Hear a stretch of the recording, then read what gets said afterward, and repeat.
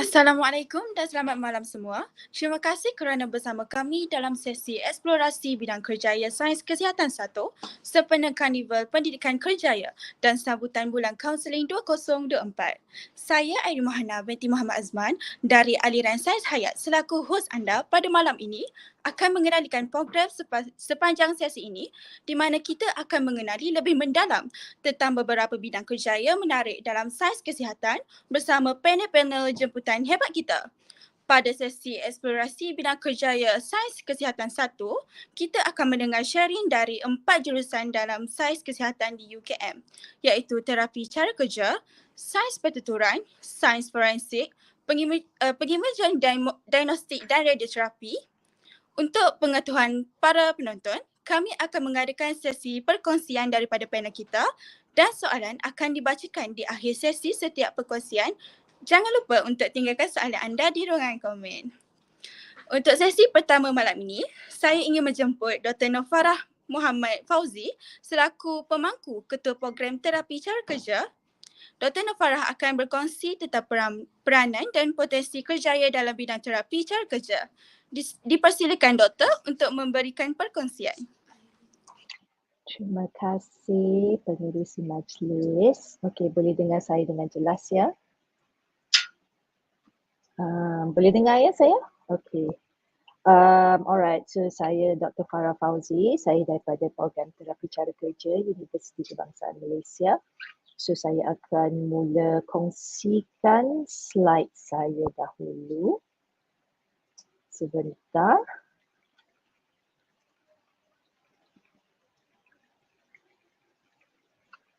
Okey. So saya harap anda semua boleh lihat slide saya. So the first title of the slide is Occupational Therapy. Itu adalah terma dalam bahasa Inggeris. Kalau dalam bahasa Malaysia kita panggil sebagai terapi cara kerja. Okey, so apa itu sebenarnya terapi cara kerja ataupun occupational therapy? So this term ataupun terma ini mungkin agak asing lah kepada adik-adik semua. So occupational therapy atau bidang terapi cara kerja adalah satu bidang di mana kita membantu pesakit-pesakit untuk membantu pesakit untuk mendapatkan independence ataupun kita kata keupayaan untuk melakukan aktiviti harian, ya, keupayaan untuk melakukan aktiviti harian selepas mendapat kecederaan atau selepas mendapat disability ataupun juga semasa mengidap penyakit-penyakit kronik. Jadi basically dia punya team ataupun tema dalam bidang occupational therapy ataupun OT ini ya, as a short term dia OT is to improve independence ya, independence ataupun the ability to do things on your own. Especially bila kita melakukan aktiviti kehidupan seharian. Maksudnya boleh masak sendiri, boleh bangun, pergi toilet sendiri, boleh mandi sendiri, boleh pergi kerja sendiri, boleh buat gardening sendiri. Itu independence. Itu adalah tema untuk occupational therapy. So selalunya dalam bidang OT ni siapakah klien kami? Klien kami datang daripada pelbagai condition ya ataupun keadaan. Kita deal with children and adults with physical disabilities, maksudnya mereka yang ada kecacatan fizikal. Kita kejap ya, saya gunakan pointer. Okay, so we also deal with children with developmental disabilities. So condition developmental disabilities ni adalah termasuk autism spectrum disorder, cerebral palsy, Down syndrome, intellectual disability ataupun masalah pembelajaran. Kita juga treat ataupun deal with people with psychiatric conditions ataupun masalah mental. Kita deal dengan mereka yang mengidap penyakit stroke ataupun brain injury, kecederaan otak. People with visual impairment iaitu penglihatan, kecacatan penglihatan. Nanti saya akan tunjukkan satu video lah yang berkaitan dengan mereka yang mengidap kecacatan penglihatan. And then we also help workers recovering from accident. So contohnya ada worker yang bekerja di kilang ya. Mungkin satu hari kilang mercun, katakan kilang mercun terbakar, meletup, pesakit itu ataupun worker itu mendapat kecederaan luka terbakar. Jadi bila luka terbakar ni rehab dia sangat lama lah, dia punya proses rehabilitasi tu memang sangat penting dan juga memakan masa yang lama. So we help patients with that also. Dan kita jumpa we also deal with elderly patients, iaitu warga tua yang mengidap penyakit demensia ataupun nyanyuk dan juga penyakit-penyakit kronik yang lain. So kami punya clients atau pesakit memang sangat luas lah ya, sebab bidang terapi cara kerja ni memang sangat luas. So apa bezanya antara OT dan fizioterapi? So mungkin adik-adik pernah banyak dengar the term ataupun bidang fizioterapi. So mungkin OT ataupun terapi cara kerja ni tidak selalu dengar. So what is the difference? Saya tunjukkan gambar inilah. Kalau kita tengok sini, this is fizioterapi, PT, ya, fizioterapi. Dan ini adalah OT. So kalau ikutkan daripada gambar ni boleh dah nampak lah dia punya perbezaan kat situ. So kalau ikutkan PT ni dia lebih fokus kepada pergerakan badan ataupun body movement. Dan kalau kita tengok pada OT, so OT dekat sini gambar dia apa? Dia tengah potong pisau, lepas tu dia berada di dapur. So potong pisau berada di dapur. So itu adalah kehidupan aktiviti harian. Jadi PT lebih fokus kepada improving patient's ability to move their body, iaitu pergerakan badan, manakala OT lebih memfokuskan kepada kebolehan pesakit untuk melakukan kehidupan aktiviti harian. Dan kehidupan aktiviti harian ni memang sangat luas lah. Apa yang segala benda yang kita buat pada setiap hari, itulah termasuk dalam aktiviti harian. Termasuklah kita bersenam, kita menari, apa yang kita buat setiap hari tu, itulah tergolong dalam kehidupan aktiviti seharian. Dan kalau ada kecederaan ke atau ada physical disability ke, kita akan bantu pesakit untuk beradaptasi, untuk adjust dengan kecederaan ataupun ketidakbolehupayaan yang mereka baru dapatkan, baru perolehi. Okay, so to adjust to their disability. Mungkin sebelum ni tak lumpuh, tapi selepas dapat stroke, lumpuh dan terpaksa gunakan wheelchair. Jadi kita akan ajarlah patient macam mana nak guna wheelchair dan sebagainya lah. So to adjust their activities of daily living mengikut dia punya disability ataupun ketidakbolehupayaan yang mereka alami. Okey, so kalau adik-adik nak masuk terapi cara kerja, apakah yang akan adik-adik belajar lah. So ini sebahagian daripada subjek-subjek yang diambil oleh pelajar terapi cara kerja di Universiti Kebangsaan Malaysia. So akan belajar tentang anatomi dan fisiologi, ini memang paling penting lah. So anatomy adalah the studies of human body structure, ya. Human body structure, and then physiology is the study of human body function. So your structure, your function. Contohnya structure jantung, and then belajar tentang struktur jantung. Jantung ada 4 chamber, 2 atria, 2 ventricle kan. Lepas tu belajar function jantung pula. So anatomy and physiology. So you will learn about the human body structures and functions. Itu memang penting. Itu adalah basic subject untuk semua OT di dunia, ya, bukan di UKM sahaja. Dan pelajar juga akan belajar tentang human development daripada fetus daripada fetus membesar jadi kanak-kanak, kanak-kanak jadi remaja, remaja jadi dewasa, dewasa jadi warga tua hinggalah kematian. Akan belajar tentang activities of daily living, macam mana kalau orang lumpuh atas wheelchair, macam mana dia nak melakukan activities of daily living. Kalau orang yang pakai crutches kan, macam mana dia nak lakukan activities of daily living. And then kita belajar tentang promosi kesihatan, lepas tu ada subjek khusus OT untuk kanak-kanak, ada OT untuk elderly, warga tua, ada OT untuk mental health ataupun pesakit yang mengalami mental disorders ataupun mental illness. and then kita ada work rehabilitation, ya. So ada banyaklah subjek-subjek lain yang termasuk dalam pengajian terapi cara kerja. Dan yang paling interesting sekali adalah pelajar akan didedahkan kepada clinical internship. So clinical internship ni adalah di mana pelajar akan ditempatkan di hospital, ya, pada pengajian tahun ketiga dan keempat, dan untuk so ini membolehkan pelajar untuk berjumpa dengan pasien dari pelbagai kondisi. Kanak-kanak jumpa, orang dewasa jumpa, orang tua jumpa, pesakit psikiatrik jumpa. So you will see different types of patients, you will go to different hospitals and you can observe and also interact with these patients, ya. So itu bagi saya lah, itu adalah yang paling interesting sekali lah untuk pengajian terapi cara kerja, di mana pelajar-pelajar diletakkan di hospital, ya, untuk buat placement.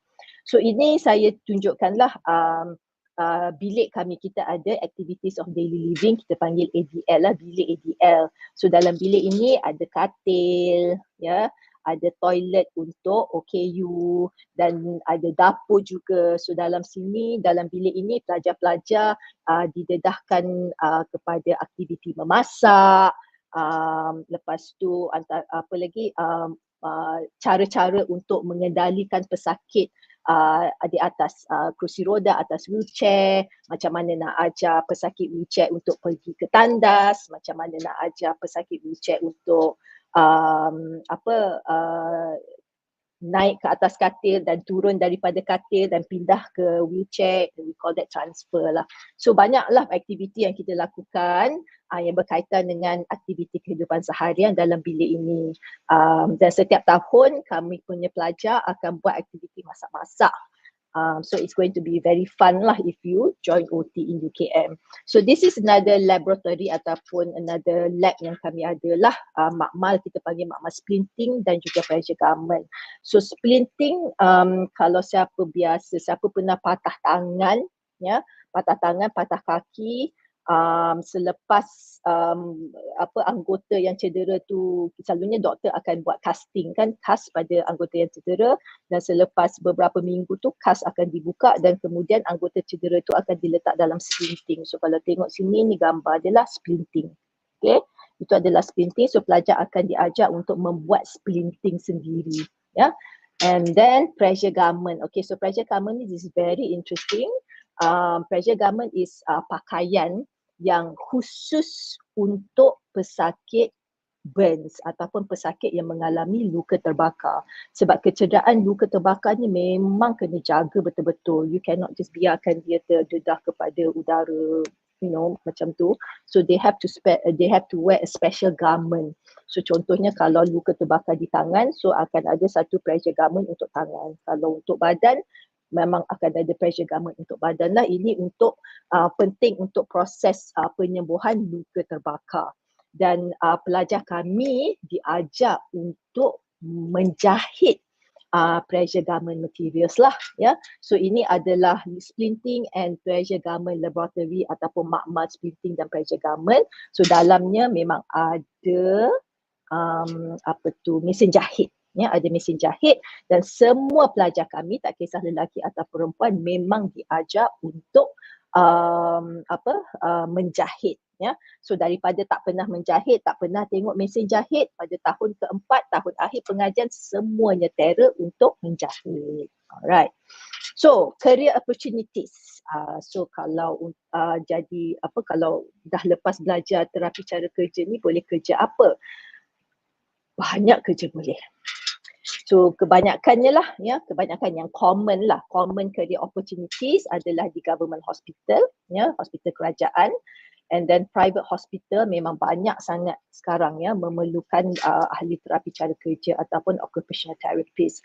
Private rehab center pun banyak juga memerlukan occupational therapist. So saya hijaukan private hospital dengan private rehab centers because di situlah pelajar-pelajar kami kebanyakannya pergi untuk bekerja selepas mereka bergraduasi.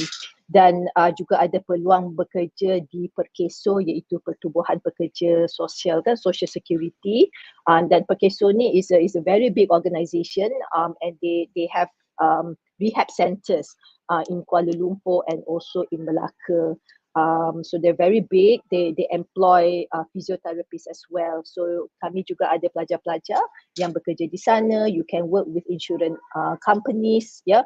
Bukannya jadi apa yang jual insurans, yang dekat dalam restoran tu, bukan. But you work in the insurance companies itself to do specific jobs, alright?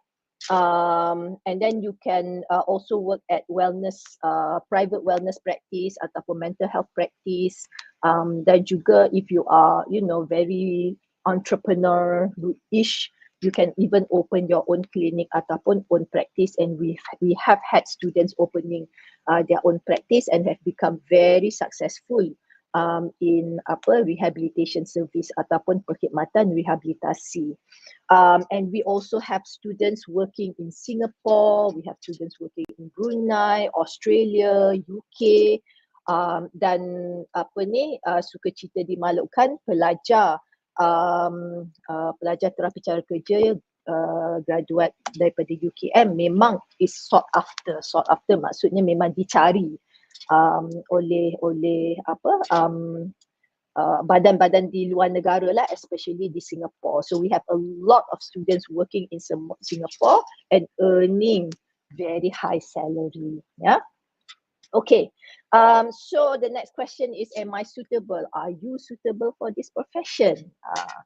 So if you are creative, you like to, you're creative, you have a creative streak, you suka melukis, suka berlakon, suka menyanyi, suka menari, you would be perfect for occupational therapy profession. Tapi tidak semestinya kalau awak tak pandai melukis ke, tak pandai menari ke, tak boleh masuk OT, boleh saja. But if you are a creative type of person, you are suitable, sangat-sangat suitable untuk menjadi seorang occupational therapy. Sebab OT ni one of the skill, dia perlu ada kemahiran creativity, because sometimes you want to play with kids, you want to create games for children, so you need to be creative in that sense.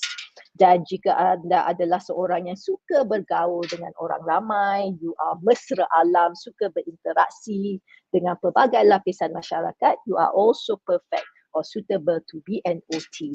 Jika anda mempunyai sifat empathy, ya, you are very empathetic towards other people suffering, or you have a sense of altruism. Altruism ni adalah orang yang mereka yang suka menolong orang, ya, suka menolong orang. Macam contohnya volunteerism. So you like to help people and you don't expect anything in return. So that is altruism. So you are suitable to be an OT. And if you are interested, or if you have an inclination ataupun cenderung terhadap untuk mempelajari tentang kesihatan, ya, kesihatan secara holistik. Secara holistik maksudnya kesihatan ni kita ada kesihatan fizikal, kita ada kesihatan emosional, kita ada kesihatan mental, ada spiritual. Dan so holistik tu maksudnya kesihatan secara holistik, maksudnya lengkap, bukan kita lihat kepada kesihatan fizikal sahaja. So sesuai jugalah untuk belajar OT, sebab dalam jurusan bidang terapi cara kerja ni memang kita melihat kepada kesihatan secara holistik, so bukan fizikal sahaja. And if you think that you like to be in a medical field tapi rasanya macam tak sanggup nak belajar 5 tahun, tak sanggup nak buat housemanship, tapi nak bekerja dalam bidang perubatan ataupun bidang klinikal, nak kerja di hospital, then OT would be the right profession for you. So OT, pengajian OT 4 tahun, kita tak ada housemanship, ya, tak ada ujian profesional yang besar-besar tu. So you will be perfect for occupational therapy. So you would be working with patients, ya, you will be working in a clinical setting dalam hospital ataupun juga private rehab center. Okay. So next one, why should I study in OT UKM? So untuk pengetahuan, terapi cara kerja, jurusan terapi cara kerja ditawarkan oleh beberapa universiti di Malaysia.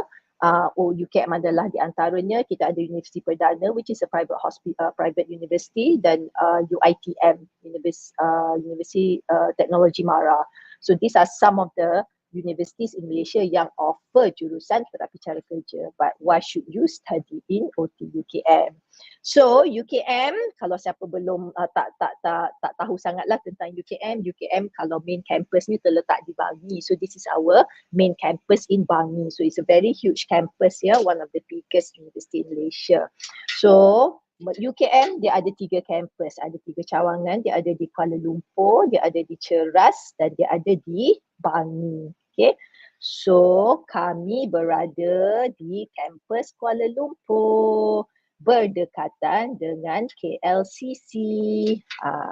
And then in Ceras kita ada Hospital Chancellor Tunku Mukhris ataupun PPUKM lah ataupun HUKM, Hospital HUKM.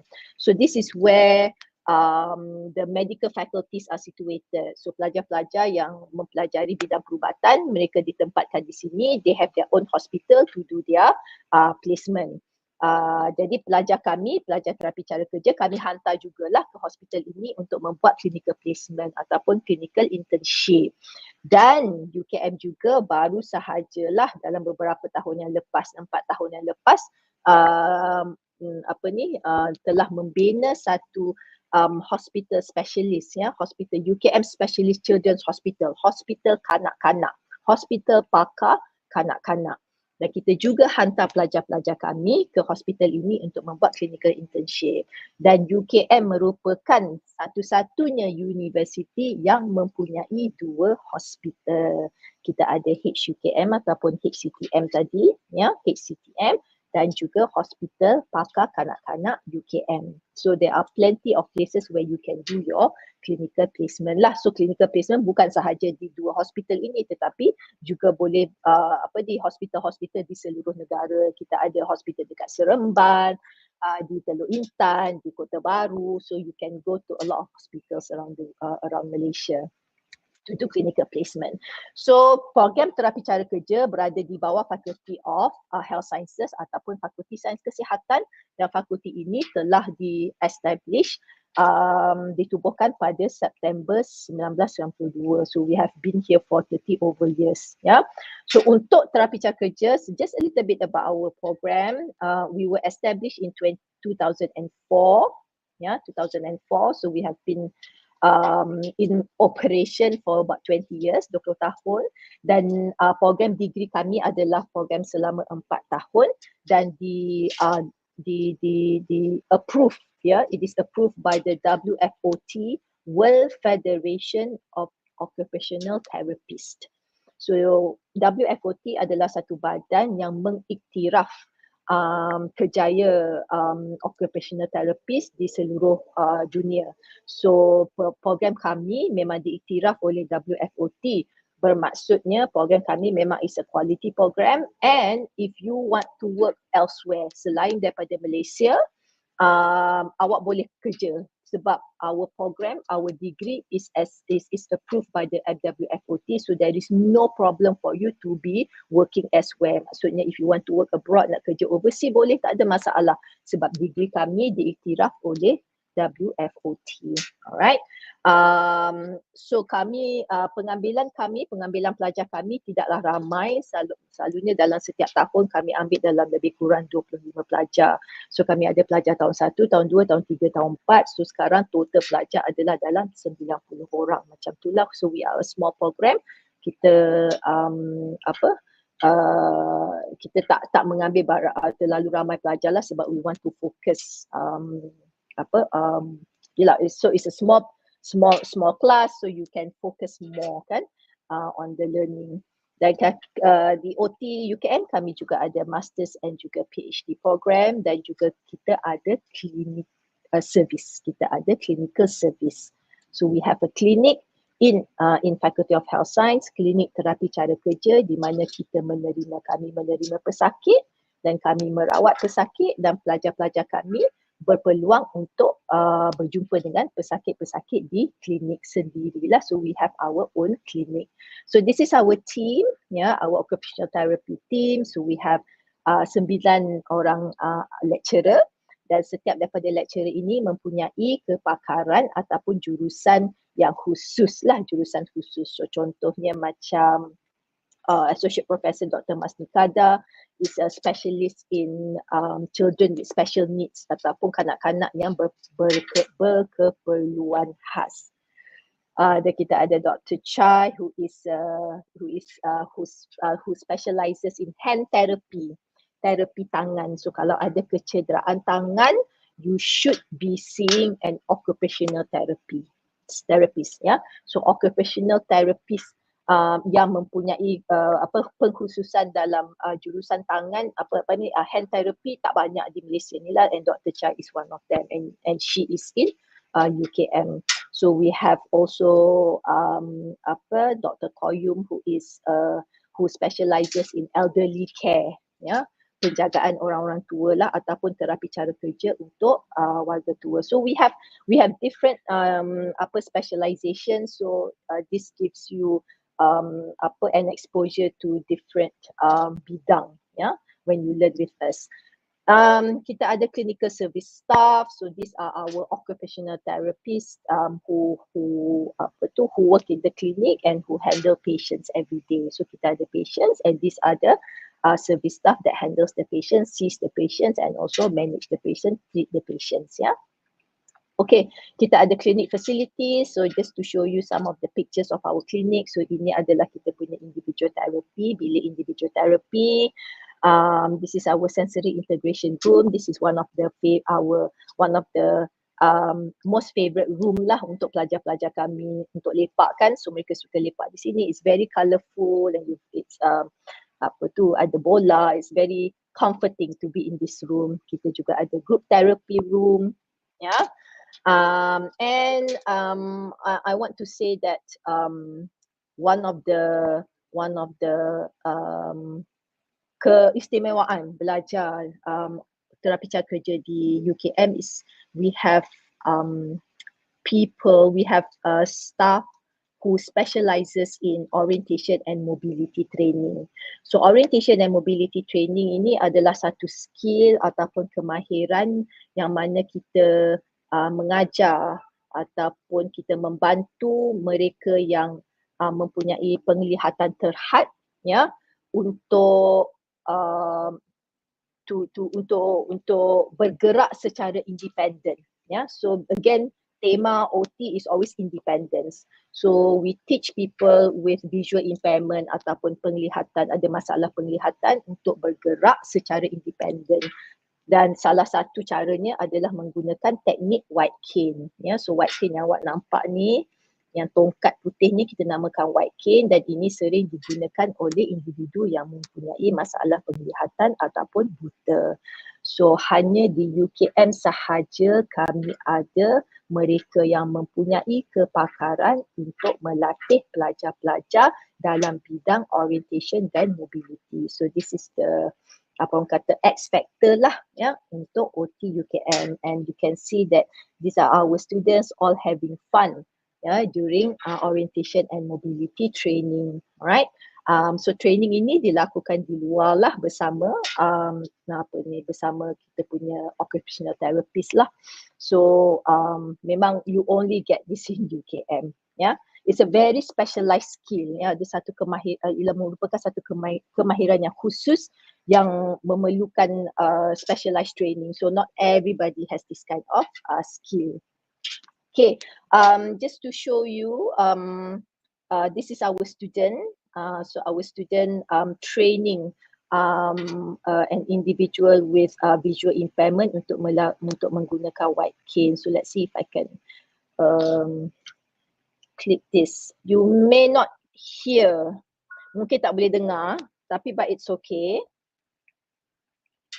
Okay, and there's another special video that I want to share with you. Sekejap ya. Okay, so this is in our clinic. These are our students also, pelajar kami. And this is our patient. She's a small patient, a little girl who has visual impairment, ada masalah penglihatan. Kalau tak silap saya, dia buta sepenuhnya. Dan this is a session di mana pelajar kami membantu pesakit ini untuk mengenal kerusi, ya, sebab pasien ini dah, kalau tak silap saya, buta daripada lahir. Jadi pelajar-pelajar kami sedang mengajar pesakit ini untuk mengenal kerusi. So please excuse the black dot, that big black circle there, sebab saya cuba untuk preserve the privacy of the patient's face lah, ya. So you may not hear any sounds, but it's okay. Okay, so you can see that our student is holding the patient's hand dan untuk merasa permukaan kerusi itulah.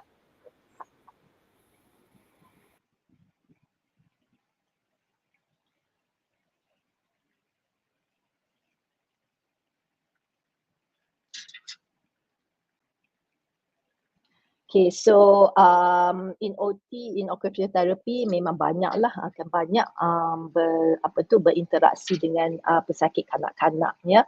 Not just adult patients but also children children patients ataupun child patients. So kalau adik-adik suka, if you like kids, if you like to work with kids, you like children, you like babies, then occupational therapy might be the right profession for you. Okay. So just to show you a little bit on our student activities, pelajar-pelajar kami terlibat dalam World OT Day, iaitu setiap tahun akan ada World OT Day, ya. World Occupational Therapy Day.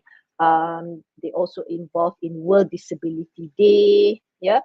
Dan juga pelajar kami sangat aktif lah melakukan program-program community outreach ataupun program kesihatan community, ya.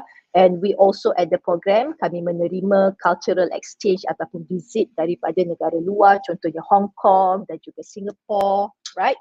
And also our students berpeluang untuk melakukan industrial training ataupun industrial internship di luar negara. So we've had students going to Japan, going to Taiwan, and also going to Shanghai. Every year mesti akan ada yang pergi Jepun, mesti akan ada pergi Taiwan, mesti akan ada pergi China.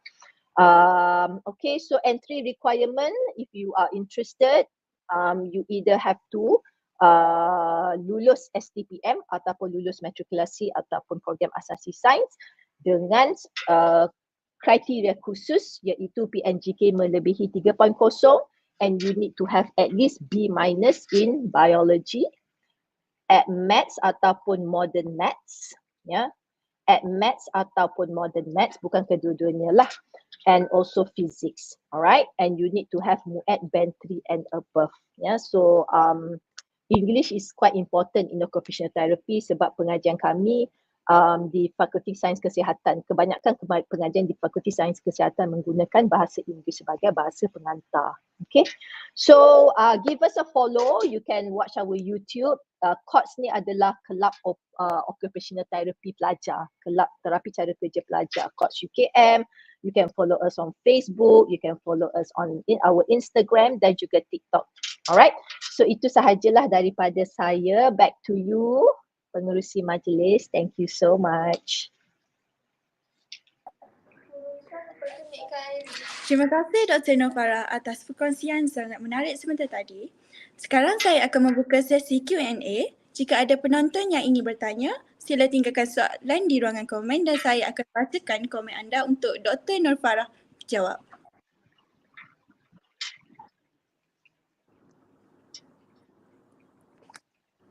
Boleh tanya apa-apa saja. Ada orang nak tanya gaji berapa. Kalau tentang career opportunities ni, peluang kerjaya, tak perlu risau. Sebab every single year pelajar kami belum habis graduate lagi. Belum habis belajar, dah banyak company offer untuk kerja. So pelajar kami dalam 21, 22 orang, 23 orang. So setiap tahun semuanya akan mendapat kerja.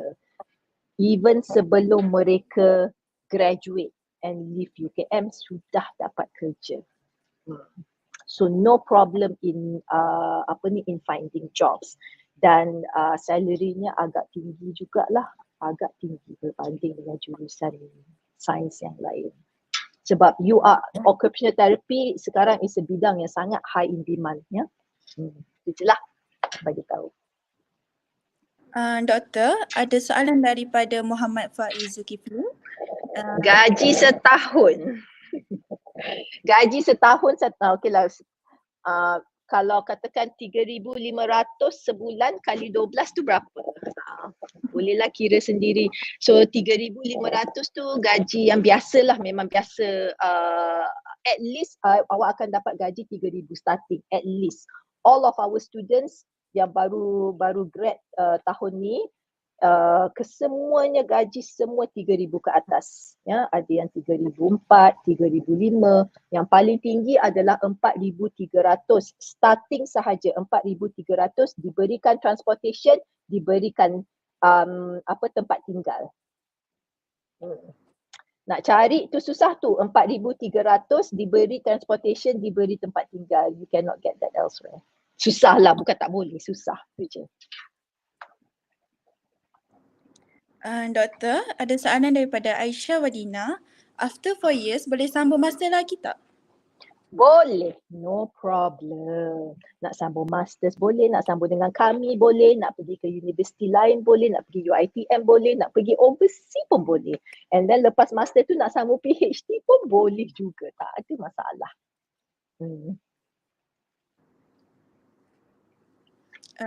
Ada lagi soalan. Biasanya pengambilan setiap sesi UKM ambil berapa ramai student? Lebih kurang 25 lah, average macam tu lah, lebih kurang 25, puratanya dalam 25. Kadang-kadang lebih, kadang-kadang kurang lah, depending on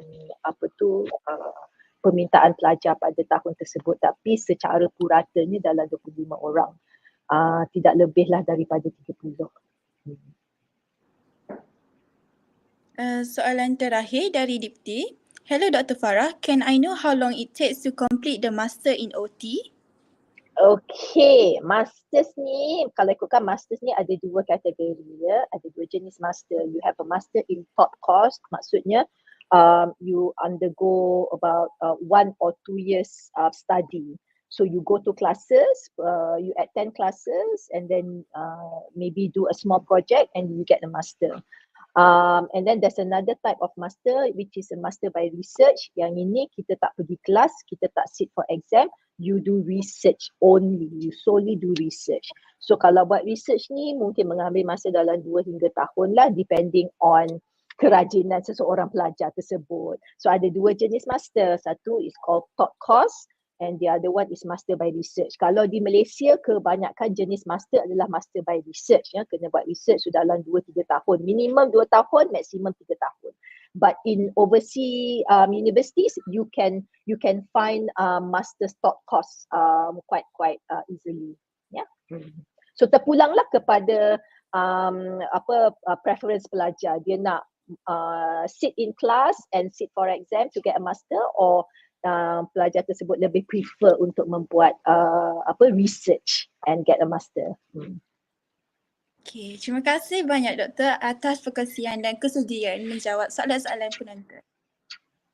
Thank you for your questions. Thank you Cik Irene. Have a good evening everyone. Assalamualaikum.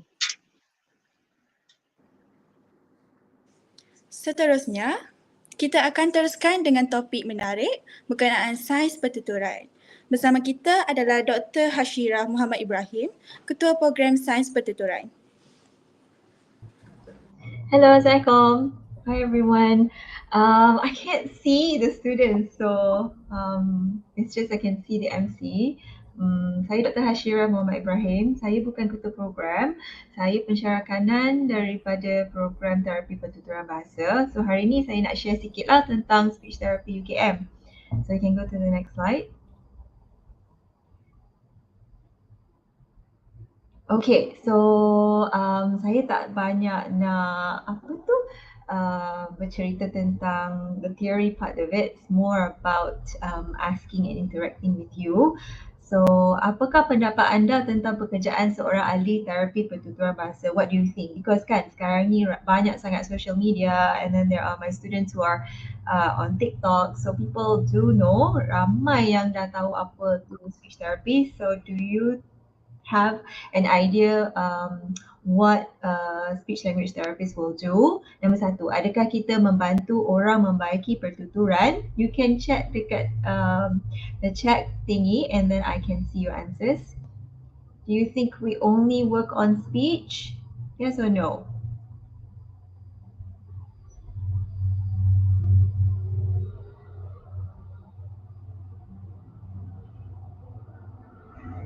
And then, diorang boleh chat tak? Diorang boleh isi? Yeah, no. Adakah speech language therapist ataupun terapis pertuturan bahasa hanya merawat masalah menelan?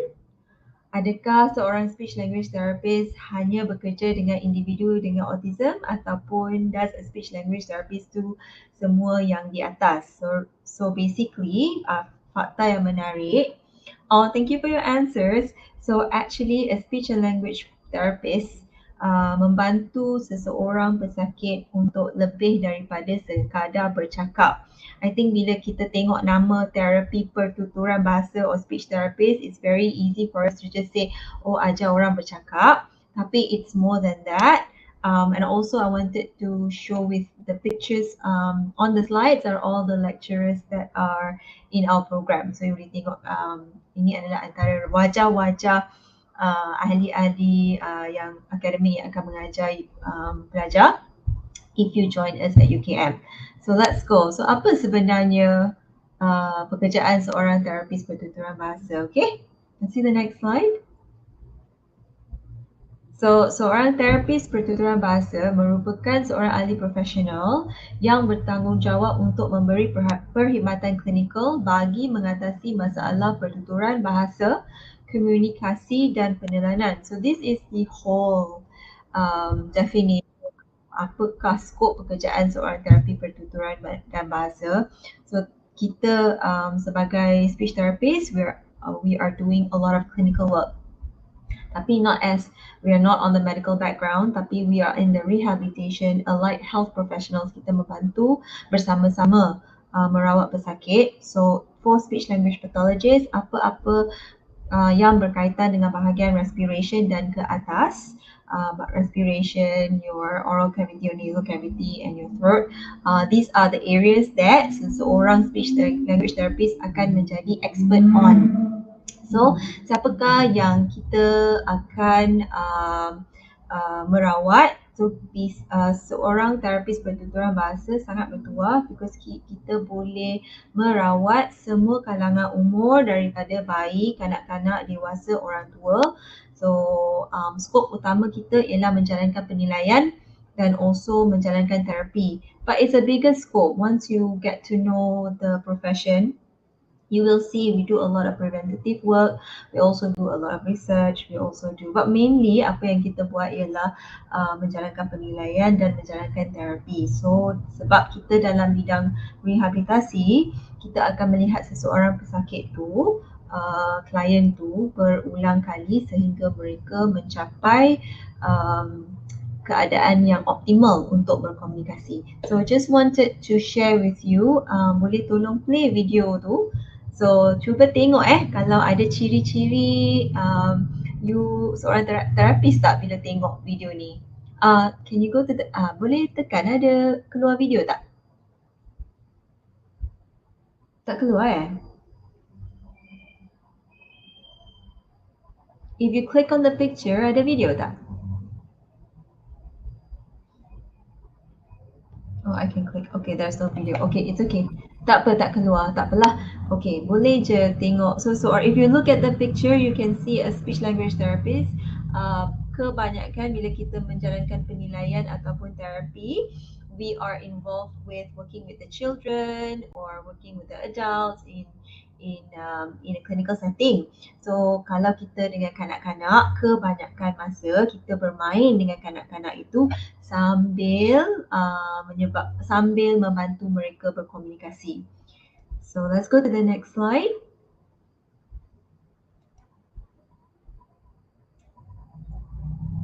Alright, apakah syarat kemasukan ke program Sarjana Muda Sains Pertuturan UKM? Okey, dekat Malaysia kita ada offer program speech therapy ni di USM dengan UIA dan UKM. UKM is special because we are the first program that actually offered. Kami yang pioneer dalam bidang speech language therapist, lepas tu USM dan lepas tu UIA. Setakat hari ni tak ada lagi private universities yang menawarkan program speech therapy. So it's a little bit hard to get in, but it is a valuable course lah. So apakah syarat kemasukan dia? So basically kita nak pelajar-pelajar yang mempunyai PNGK 3.0 pada peringkat STPM or A-level and matrikulasi like yourself, and also in biology, chemistry, maths, and we also want you to have at least MUAT band 3 dalam peperiksaan MUAT, dan kita dan pelajar kena lulus temunuka. So we will have interviews for nak masuk UKM, semua akan di-interview. So kita akan menjalankan interview untuk melihat sekiranya pelajar ni sesuai atau tidak. So program ni sangat hot selling, so we have a lot more applicants than what we can offer, seperti mana-mana program UKM lain juga. So because there's only 3 universities offering this, we are a little bit more kena lebih teliti sikit untuk melihat siapakah pelajar yang join kita. So kemasukan untuk setiap semester sebenarnya 25, tetapi sebab kita perlukan lebih ramai speech therapist dekat Malaysia, kita diminta untuk menambah kemasukan pelajar. So this semester we have taken about 28 to 29 students untuk semester ini, paling ramai pelajar. So this is the picture of our students year 1 until year 4, half of them yang masuk minggu pertama semester ni ya. So salah satu one of the thing that you should be concerned is kalau nak apply untuk UKM ni for speech therapy, you really need to tell us during the interview why you need to be chosen and what it is that makes you special. Apa yang special tentang diri anda untuk kita ambil untuk join UKM. Okay, next slide. Next slide please. Okay, so where can you work? Sama seperti OT, kita boleh kerja mana-mana.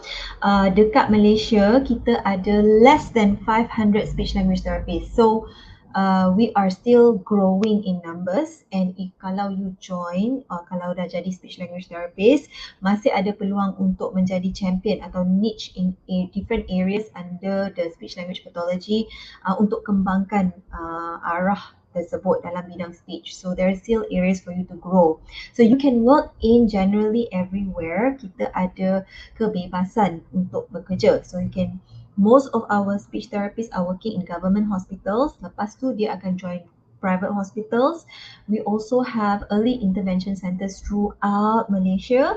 Sama seperti OT, if you have the money and if you have the heart to actually do business, you can also open up your own centers, and memang ramai yang dah buka center pun. Okay, so fakta menarik, kita boleh bekerja di mana-mana dan membantu pesakit stroke, ataupun kita boleh mengajar kanak-kanak di sekolah.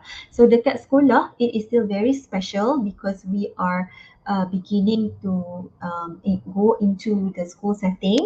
Masih awal lagi, so this area masih kurang. So there is a lot of areas dalam bidang sekolah yang kita tak explore lagi. So it's probably something for you to do in the future. Okay, let's go to the next slide. Alright, so berapakah gaji ahli terapi pertuturan bahasa? I think if I was in your shoes, right, kalau I nak cari kerja, pasti kita fikir, okay, what do I like to do? Tapi sebelum tu kita kena tengok juga kan, what is my salary? Bila you all nak beli kereta besar, and then of course sekarang kena ada gaji banyak untuk you all beli your Korean skincare and then your Netflix and all that, right? So let's guess, apakah gaji yang permulaan untuk seorang speech therapist? Anybody want to guess kalau gaji permulaan dalam sektor kerajaan, of course, is between 2,500 and above. Cuba teka apakah gaji permulaan sektor swasta. Anybody want to take a wild guess in the chat group?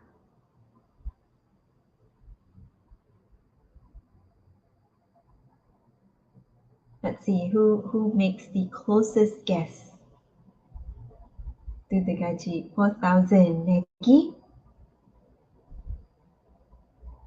Up sikit. Up 5K. All right. Actually, we have students last sem 2,500 as far is a little bit low. Nini Nabila, you are the right answer. Kita ada our previous student has been offered 5,000 ringgit untuk bekerja, which is extremely high. Tapi basically tawaran gaji tu ialah from a private center, early intervention center. That means you're going to work untuk tengok patients ramai. If you're working in a hospital private setting pun gaji you dalam 3,500 and above. But basically speech therapist sebab kita tak ramai lagi kat Malaysia, our students have the ability to negotiate their salary lah, and memang hot selling graduates boleh bekerja di kebanyakannya kita bekerja kat Malaysia. If you want to work overseas, you have to apply for their exams and sit for their exams and can work overseas. Tapi kebanyakannya are working in Malaysia. Ada juga yang work overseas, but mainly they are here. So our starting salary is very high in the private sector for now sebab kita masih sikit. Alright, let's go to the next slide.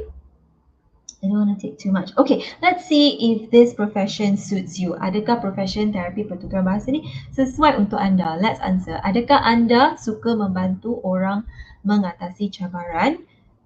You can keep answering in the chat box, but I'm going to just read. So, adakah anda tertarik dengan konsep bahasa dan komunikasi? Adakah anda mempunyai pekerjaan? Adakah anda mahu pekerjaan yang menggabungkan sains dan belas kasihan or empathy? Adakah anda suka bermain dengan kanak-kanak? Adakah anda mempunyai kemahiran mendengar yang baik? You need to be a good listener. Adakah anda suka berkomunikasi dengan orang lain, tidak mengira umur, kelainan bangsa atau keupayaan? So you need to be able to communicate, tak kekok untuk berkomunikasi dengan orang lain. Adakah anda mempunyai konsep ihsan yang tinggi? Adakah anda boleh menggunakan lebih dari satu bahasa? So number 8 is a huge advantage in your interview. If you can speak more than one language, and if you are from Sabah Sarawak, you can speak any dialect. So Sabah Sarawak lagi tak cukup therapist. So if you have an advantage in there, so tell us during the interview, because we are looking for those who have an advantage with language abilities and things like that. Yeah. So masih banyak lagi, but if you have answered yes for all of this or most of it, so maybe this profession suits you.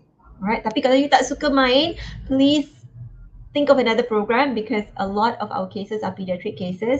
You boleh join, tapi a lot of our cases are pediatric cases. Nak masuk speech therapy clinic, waiting list adalah dalam setahun. Kalau kat hospital pun waiting list panjang. So we are in demand, but you'll be working, you need to have good qualities as listed here for you to be thinking that, okay, this might be suitable for me. All right, next slide. So this is my last slide. So I'm not the head of program currently. Our current head of program is Dr. Badrul Zaman Abdul Hamid. He is a linguist. So pakar dia dalam bahasa. So if you want to connect with us, you can connect to our Facebook page and also email Dr. Badrul Zaman. Okay. Thank you very much, and I'm open for questions.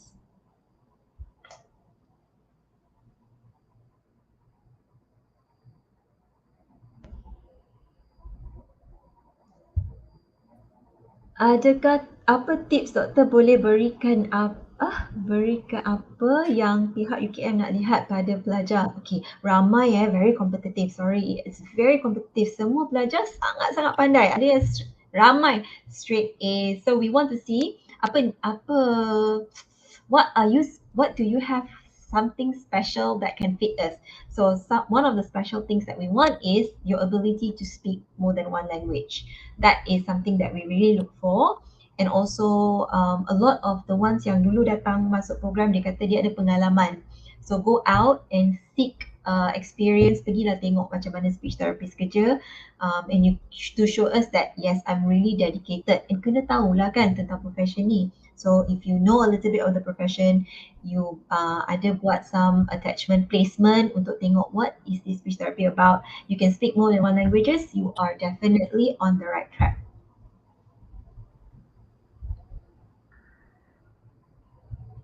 Any more?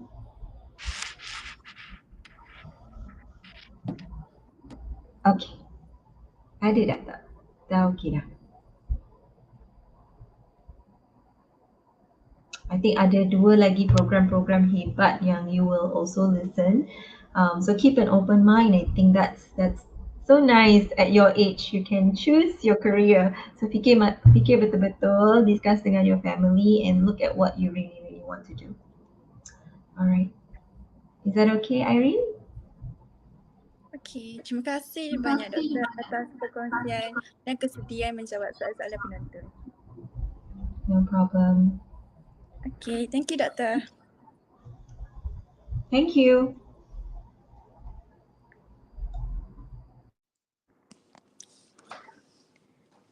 Baiklah, kita teruskan dengan panel ketiga kita pada malam ini. Bersama kita adalah Dr. Rusdina Rusdin, Ketua Program Sains Forensik. Dipersilakan Dr. Rusdina untuk menyampaikan perkongsian beliau pada malam ini. Okey, boleh dengar suara saya tak? Boleh doktor. Alright.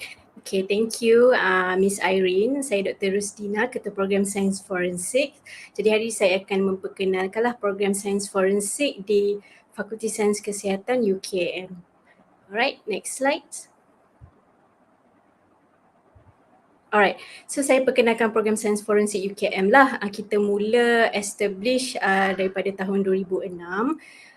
Dan program Sains Forensik ini adalah di bawah Pusat Pengajian Diagnostik, Terapeutik dan Investigatif atau KOTIS di Fakulti Sains Kesihatan UKM.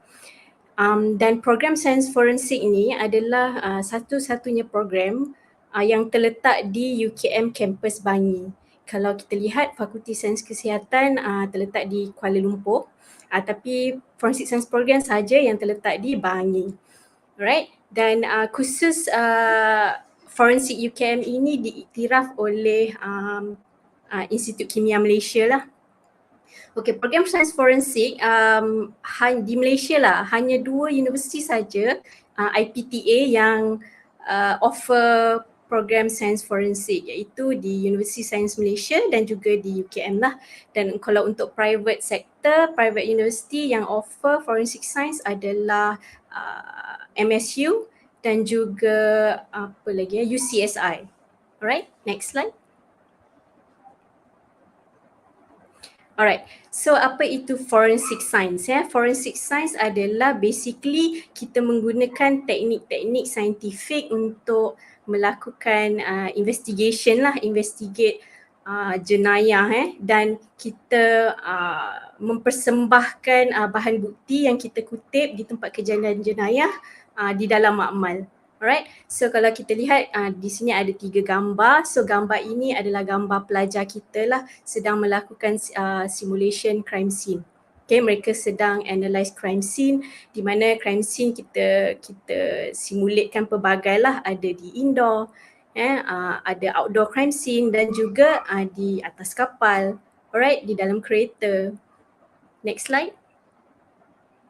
Alright, sains forensik ni bidangnya sangat luas. Jadi kita bahagikan kepada beberapa subspecialty lah. Ya, subspecialty yang pertama adalah biologi. Di bawah biologi pelajar akan belajar berkenaan entomologi forensik. So entomologi forensik ni adalah pelajar akan belajar berkenaan serangga yang mempunyai kaitan dengan forensik ya. Contohnya macam lalat. Kalau ada mayat kan, ada mayat, jadi serangga pertama yang akan hadir adalah lalat. Okey, dan lalat ini kita boleh gunakan untuk kita determine bila mayat tersebut mati. Alright, by study the kitaran hidup. Alright, and then bidang kedua adalah di bawah biologi adalah anthropology forensik. Anthropology forensik adalah di mana kita menggunakan tulang untuk identify manusia. Melalui tulang kita boleh identify seperti kita boleh tahu tentukan jantina, kita boleh tentukan bangsa seseorang, apa lagi kita boleh tentukan umur, any trauma yang mereka hadapi kita boleh tentukan melalui tulang. Alright, and then DNA forensik. DNA biasa ni dah popular lah.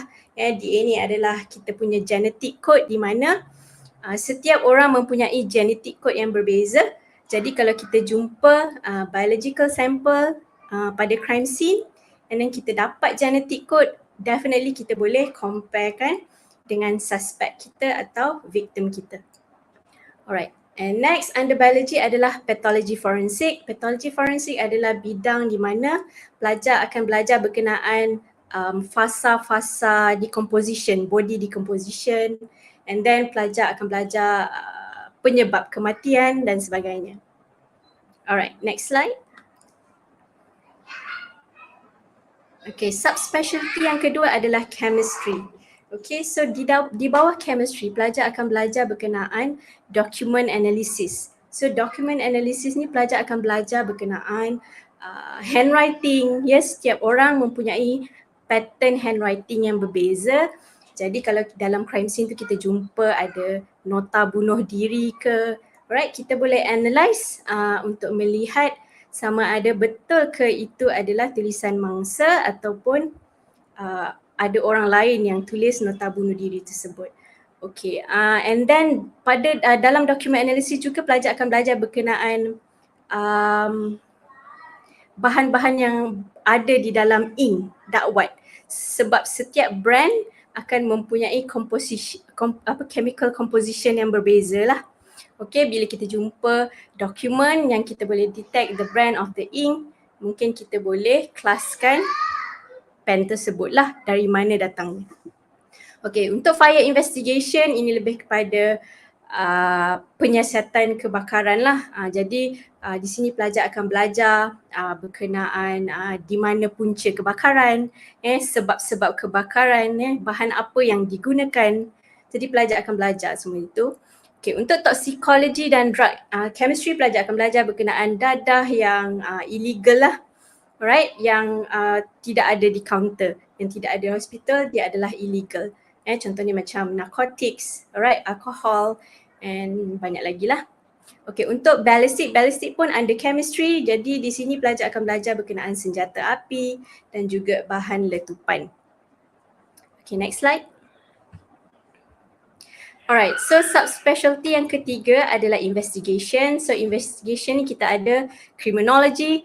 Untuk criminology biasanya pelajar akan belajar berkenaan behaviour of criminals lah. So penjenayah ni kadang-kadang dia melakukan jenayah, dia ada pattern dia sendiri. So kita akan belajar dia punya behaviour, dia punya pattern, dan kita akan belajar motif of crime yang dia buat, right? And then pelajar juga akan belajar law, atau dalam bahasa Melayunya asas perundangan dan persembahan bahan bukti. Jadi dalam kursus law ni pelajar akan belajar berkenaan akta-akta kriminal lah, and then macam mana pelajar nak mempersembahkan bahan bukti sebagai expert witness di dalam mahkamah. And then untuk yang seterusnya adalah crime scene investigation, dan ini adalah kursus yang popular lah dan student memang suka, di mana untuk kursus crime scene ni memang kita akan simulate crime scene lah macam crime scene sebenar, dan pelajar akan analyse crime scene dan pelajar akan tahu cara macam mana untuk kita collect, nak gunakan packaging apa, macam mana nak simpan, macam mana nak transport the evidence. Alright, next slide. Okay, apakah facilities yang ada di UKM Forensik? Next slide. Okay, kita ada CSI, makmal CSI 1 di mana kita tempatkan alat yang high performance lah seperti gas chromatography, high performance liquid chromatography dan juga UPLC. Alright, so untuk lab ni kita lebih kepada run sample untuk pelajar-pelajar masters dan PhD lah. Right, next slide. Okey, CSI 2 lab adalah lebih kepada makmal pengajaran dan makmal serbaguna. So makmal ni kita boleh tempatkan lebih kurang maksimum 30 orang pelajar. Okay, next slide. Okay, untuk CSI 3 ni, lab ni adalah khusus untuk untuk kajian entomologi forensik. Jadi kajian berkenaan serangga yang berkaitan dengan sains forensik akan dilakukan di dalam makmal inilah. Okay, next slide. Kita juga ada simulation site. So simulation site ini biasanya kita akan gunakan untuk research yang berkaitan entomologi forensik, untuk explosion, fire investigation dan juga crime scene investigation lah. Di sini kita akan simulate crime scene so that pelajar boleh analyse crime scene secara bebas. Right, next slide.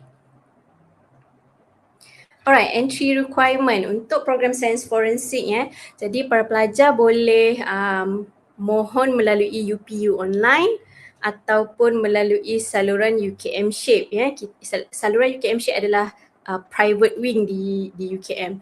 So untuk forensic science kita ada unjuran UPU sebanyak 25. So maksimum kita boleh terima 25 pelajar dan untuk UKM Shape kita terima maksimum 6 orang pelajar. Alright, next slide.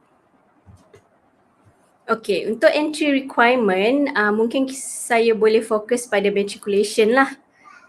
So untuk memasuki program sains forensik pelajar perlu mendapat at least CGPA 3.0 dan mendapat minimum grade B pada 3 kursus iaitu chemistry, biology dan juga matematik atau AdMath.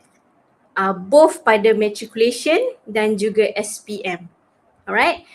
And then muat minimum adalah band 3 lah. So bila you dah lepas syarat minimum, kita akan proceed kepada interview yang diorganize oleh program. Alright. So dekat interview ni basically kalau pelajar semua dah melepasi sehingga tahap interview, kita dah tak tengok you punya result lah. Sebab you dah layak masuk interview, meaning that keputusan you bagus lah. Bila interview, you kena stand out lah daripada orang lain sebab biasanya every year permohonan untuk memasuki program sains forensik adalah lebih kurang 400 orang and then kita akan terima untuk interview 200 orang dan daripada 200 tu kita akan terima maksimum 32 orang sahaja. Alright, so persaingan sangat sengit lah. And then even for flat pun tidak tidak menjamin lah untuk anda dipilih. So anda kena stand out juga semasa proses interview. Right? Okay, next slide.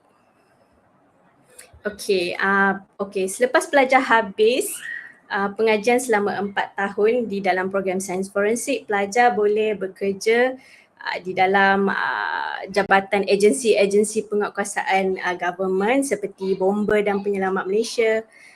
Bomba ni dia fokus kepada fire investigation lah, alright, ataupun accident. And then PDRM lebih fokus kepada crime scene investigation.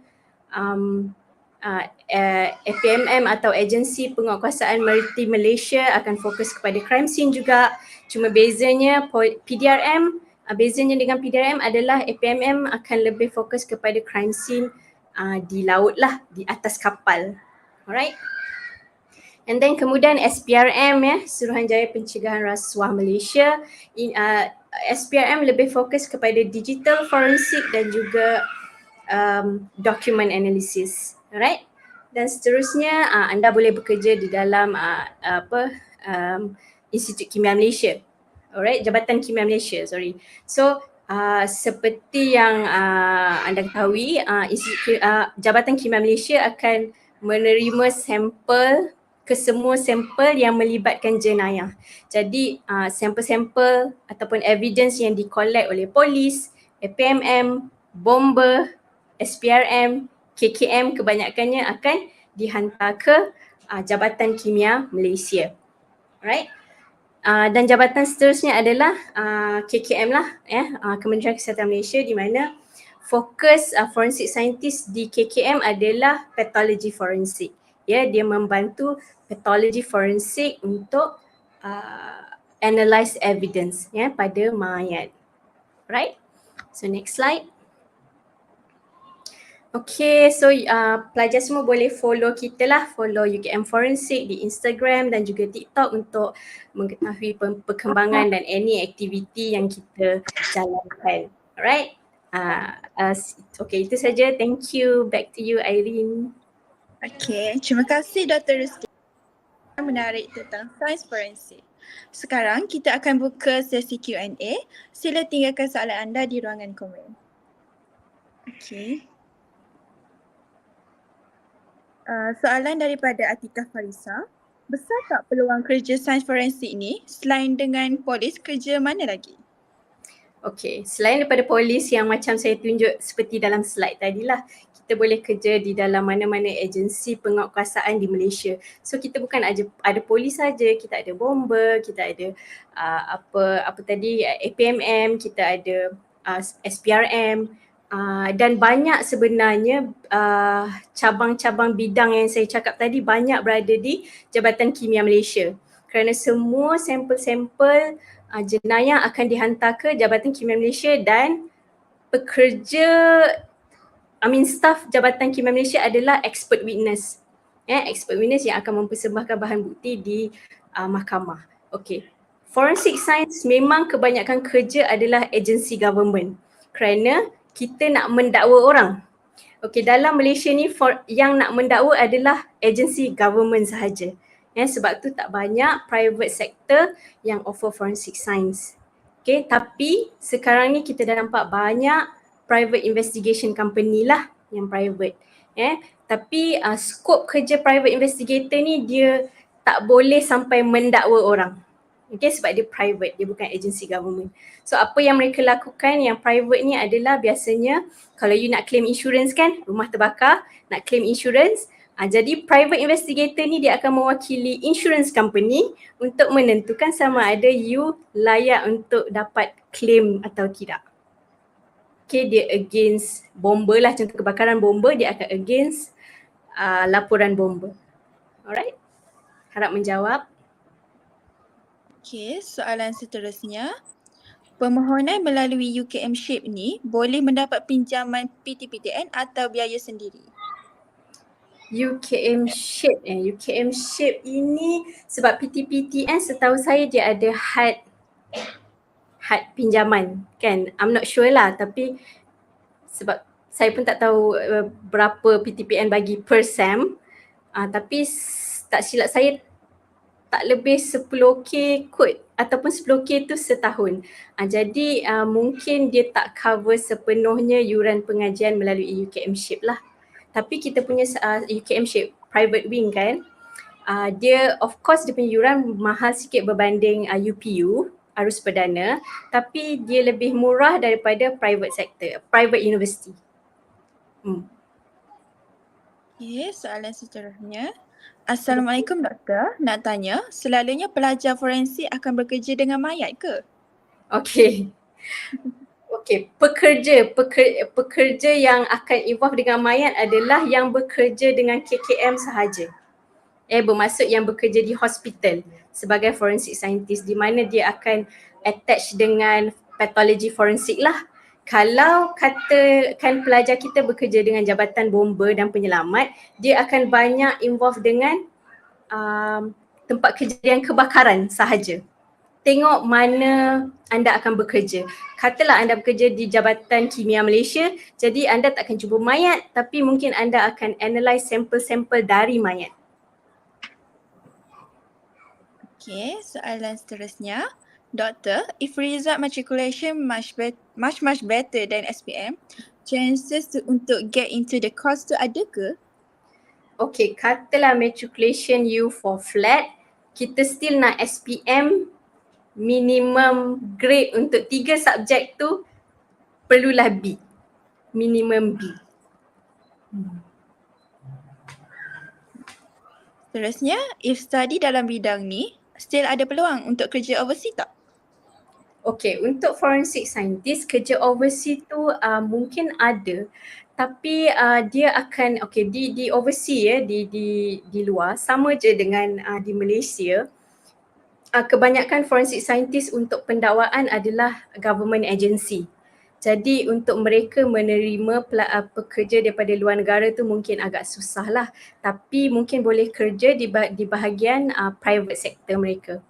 Sama seperti di Malaysia lah, kerana kena ingat untuk mendakwa seseorang dia melibatkan akta kan, melibatkan perundangan. Jadi perundangan setiap negara itu berbeza. Alright, di Malaysia lain, di luar negara lain aktanya. Okey, soalan seterusnya. Doktor, boleh tak ulang sekali? Biasanya bilangan pengambilan pelajar setahun melalui UPU berapa? Kalau letak first choice, berpeluang dapat tawaran tak? Okey, unjuran maksimum untuk UPU kita akan terima seramai 25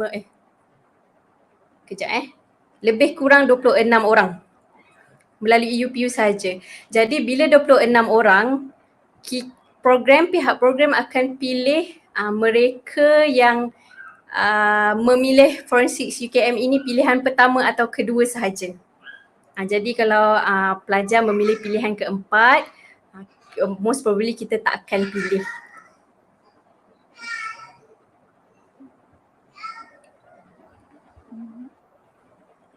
Okay, terima kasih banyak Dr. Rusdina atas perkongsian yang mendalam tentang bidang forensik dan kesudian menjawab soalan-soalan daripada penonton. Okay, terima kasih Irene. Terima kasih sama.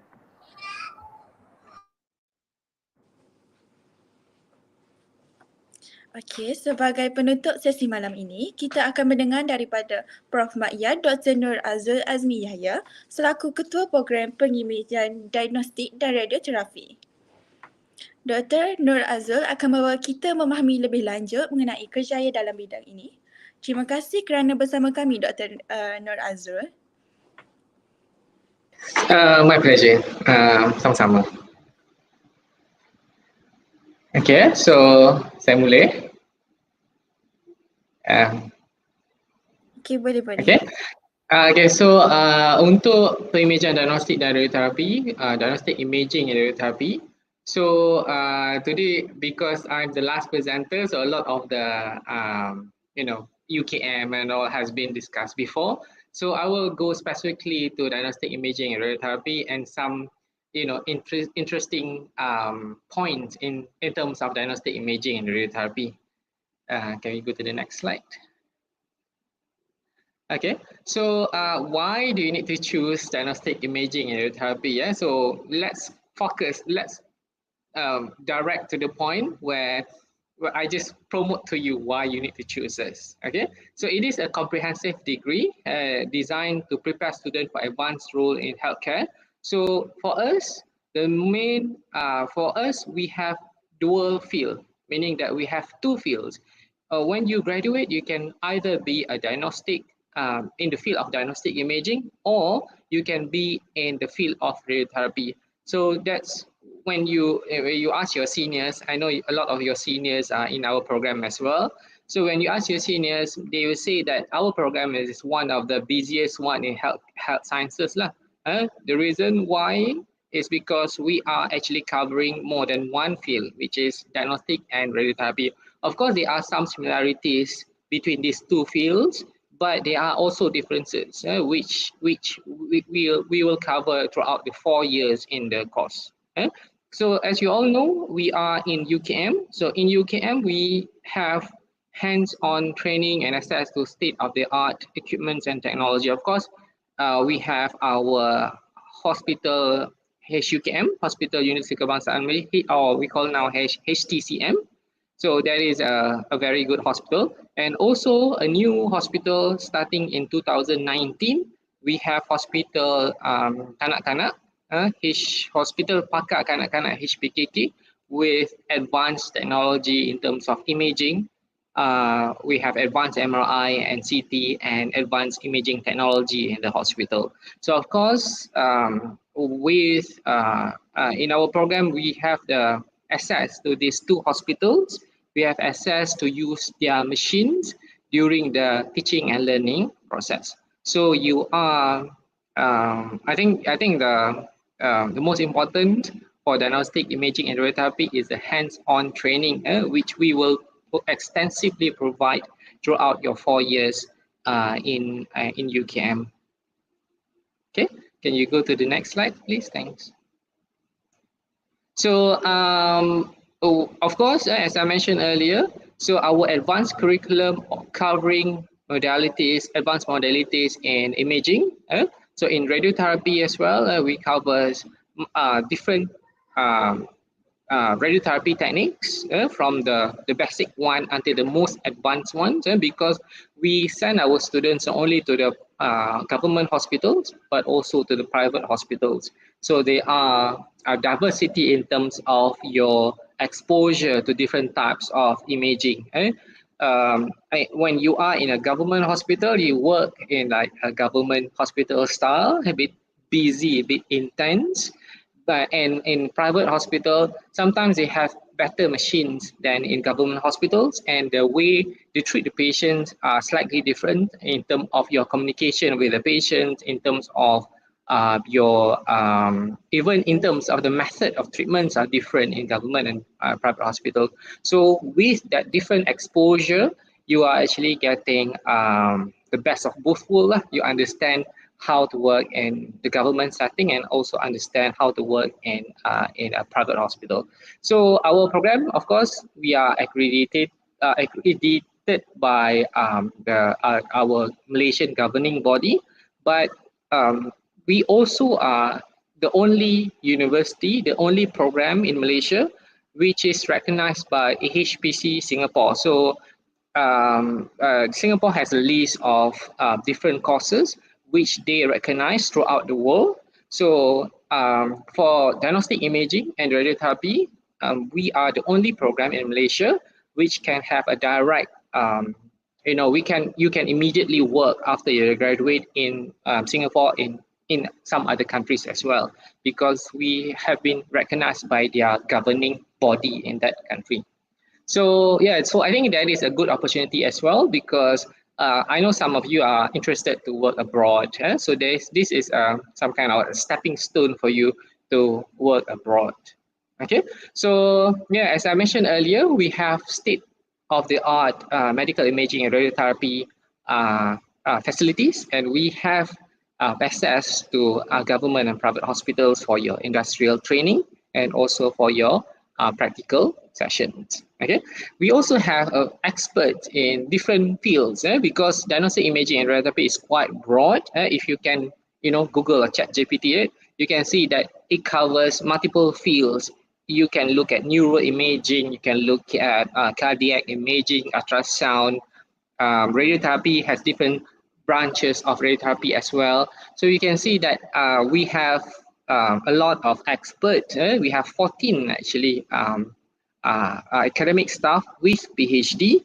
So as a research university, as one of the high-ranked university in Malaysia, of course, all our academic staff have PhD in their respective fields. So you will be it is quite a research-intensive program in a way, so that when you are in your final year, you'll be exposed to state-of-the-art research as well. So that is, I think, it's a good opportunity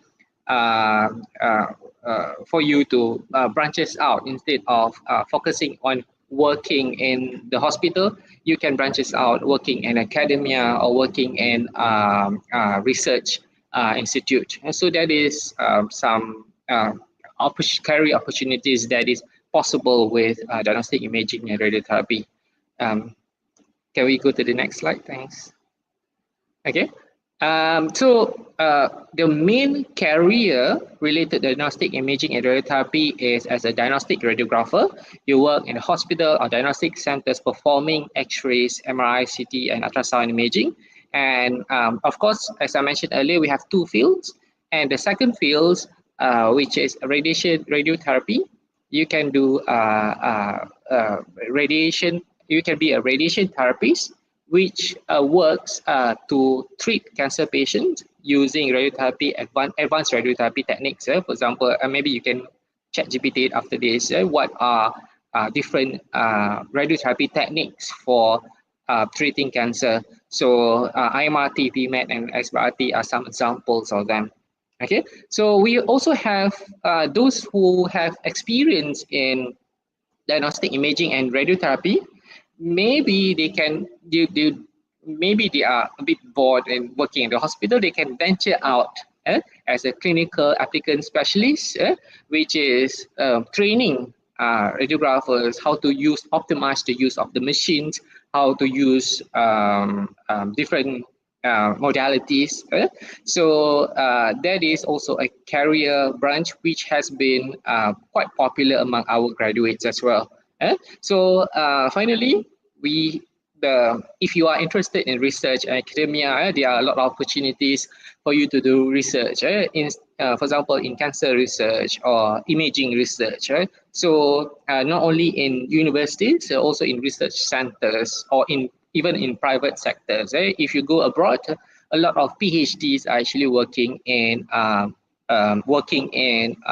industries rather than in universities. So there are a lot of opportunities when you have your PhDs or your masters in diagnostic imaging and radiotherapy.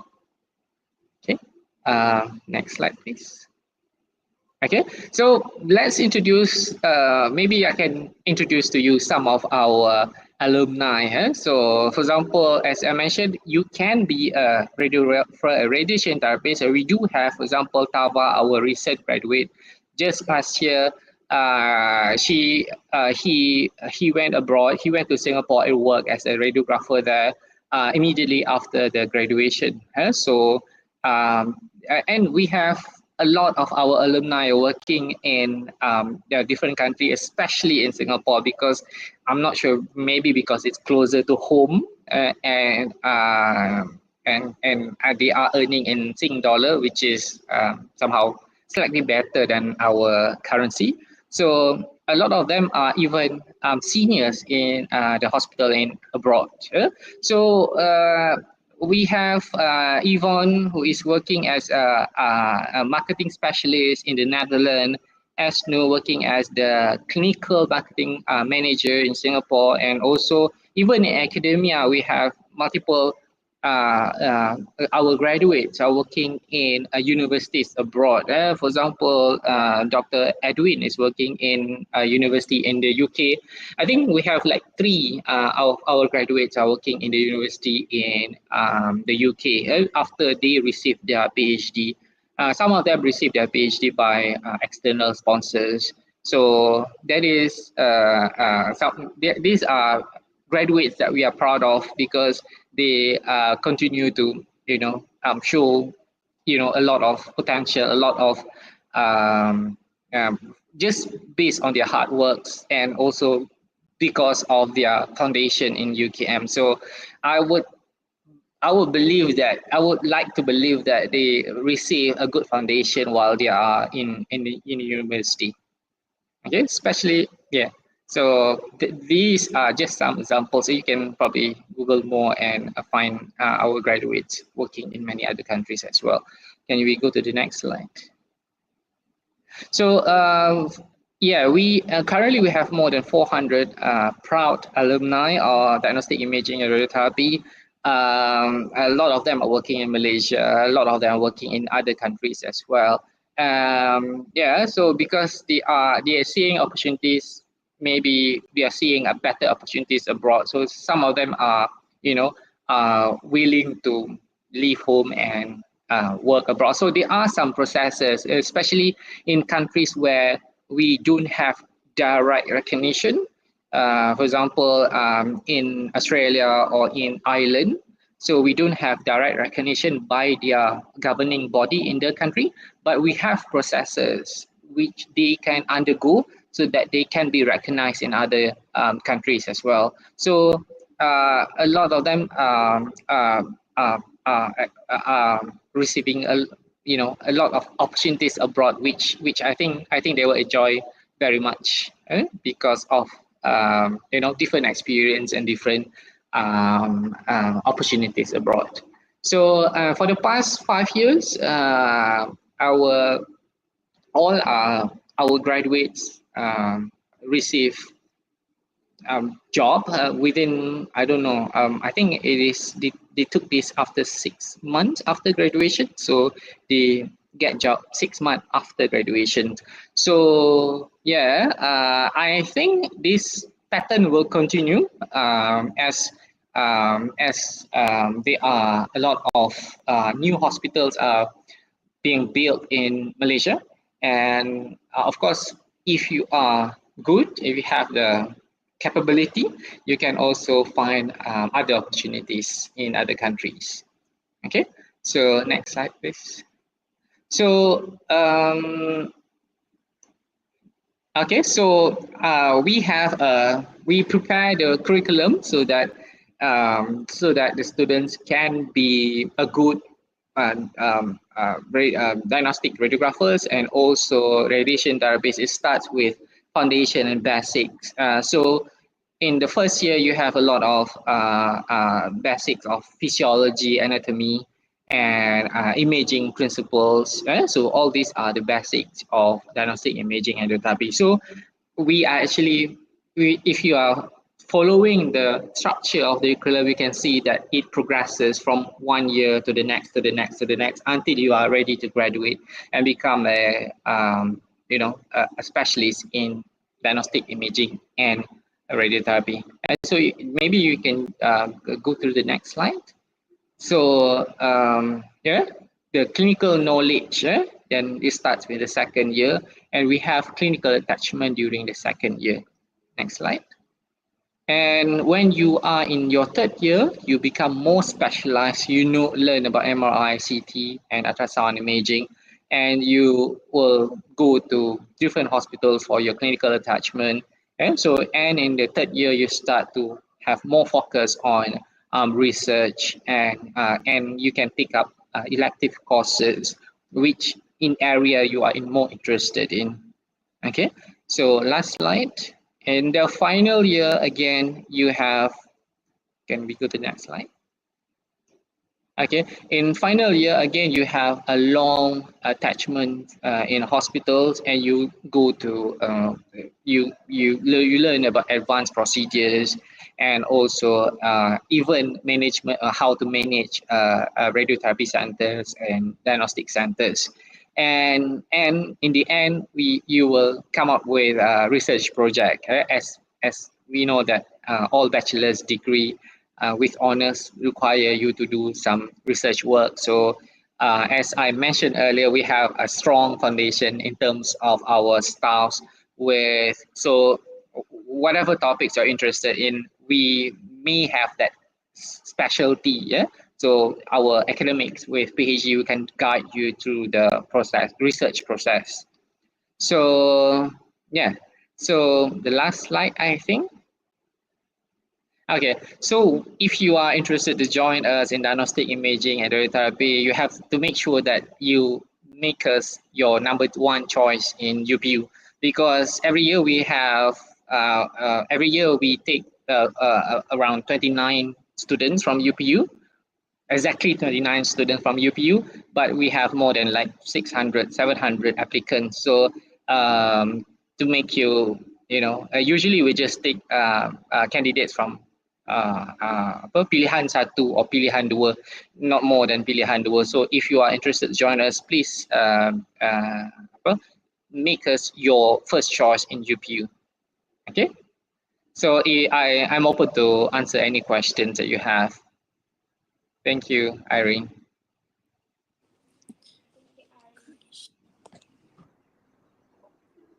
Okay, first question. Assalamualaikum doktor, nak tanya, selalunya kos radioterapi ni fokus more on subjek fizik saja ke? Subjek fizik tu cuma untuk dia ada subjek fizik, tapi dia lebih kepada klinikal lah. So in order untuk kita faham proses tu memang perlukan fizik, tapi bukanlah sepanjang 4 tahun tu fokus pada fizik. Dia ada clinical which yang kita berkomunikasi dengan sakit, kita understand the clinical concept, anatomy, physiology. So it's not berkaitan dengan fizik fully. Yeah, no.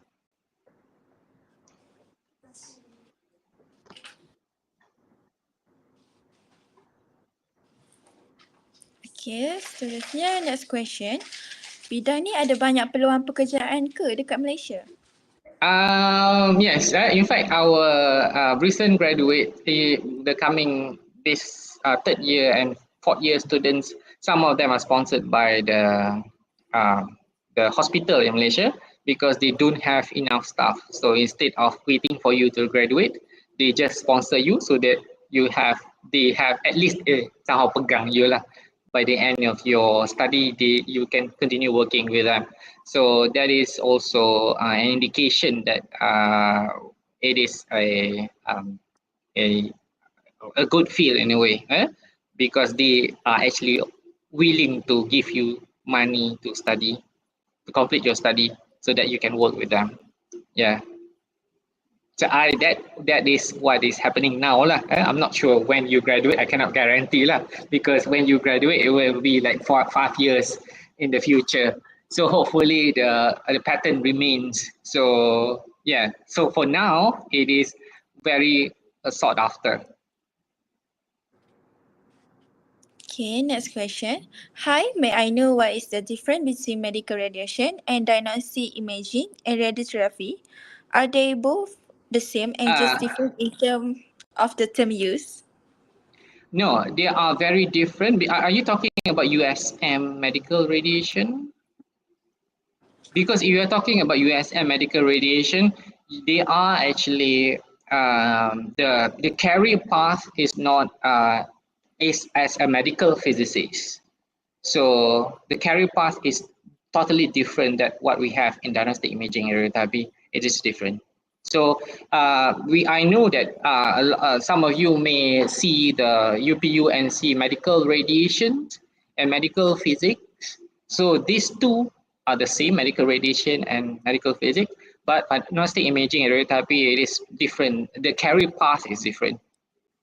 Yeah, if you look at medical radiation and medical physics, they are more towards physics of more towards physics. There are less involvement of patients. Yeah, you can actually differentiate. You can just go to ChatGPT and ask them to differentiate between medical physicists and medical radiographers. So you can see there are major differences between the two. Yeah. I missed the question yang keluar tadi. Okay, next question. Kalau tidak ambil subjek fizik, boleh ke apply untuk this course? Yes, boleh. Kalau you tengok jawapan dalam syarat masuk, as long as you ambil fizik, sekurang-kurangnya ambil ada syarat masuk. Saya tak ada kat sini lah, tapi you can actually tengok the website. Mesti ada fizik at least sekurang-kurangnya dalam SPM. So walaupun tak ambil fizik dalam matriculation, that's fine as long as you have fizik in SPM. Okay, next question. Adakah kalau SPM grade 2 tak sampai target tu? Sorry. Sorry, apakah cabaran utama yang dihadapi oleh graduan pengimajan semasa memasuki pasaran kerja? I think they have usually hospital have high expectations of the graduates. Of course, sometimes they expect the graduates to suddenly become an expert even though they just graduated. So I think that happened in many fields as well. The same challenge because hospitals, employers are expecting very high expectations, even though we all know that when you graduate, you need some time to gather experience, right? So that is, I'm not sure that is either our graduates problem, or because the employers are expecting too much out of a new graduate. So I think that is one of the challenges. So yeah, especially if you are working in a small hospital, they expect a lot of you because they probably want to cut costs or something. But I think that is one of the main challenges I know from our graduates. Okay, next question. Adakah kalau SPM grade tu tak sampai target tu, adakah memang akan ditolak terus or still ada peluang untuk at least go for interview? Saya rasa kalau dalam UPU, kalau you apply tapi tak cukup syarat, dia akan tak boleh apply kan. Saya rasa lah, sebab dia akan terus keluar dekat dalam UPU tu yang you don't fulfill the requirement. So memang tak boleh lah kalau you don't fulfill the minimum requirement. So memang kena pastikan you semua calon mesti capai syarat masuk. Kalau tak ada, memang dia akan tak jadi hijau lah. Dia akan jadi color tak color hijau lah. Tidak boleh panggil pun interview sebab tak cukup syarat. Saya rasa tu sama untuk semua program. Okay, last question. Can I pursue this course by the subject bio? I don't have the details now, but if you Google our program, you can see. I don't remember whether you require subject by. Can you just now Google and see? Because I can give to Irene after this our syarat masuk. Yeah, Irene, I can give to you the syarat masuk. Yeah. So I'm sorry because I expect the question to be like more general, so I don't provide information on syarat masuk. Okay, terima kasih kepada Prof. Maia Dr. Nur Azrul atas penjelasan dan jawapan yang sangat jelas. Kami amat menghargai masa yang diluangkan bersama kami. Sama-sama. Good luck everyone. Jangan lupa pilih PDR as a first choice. Okay.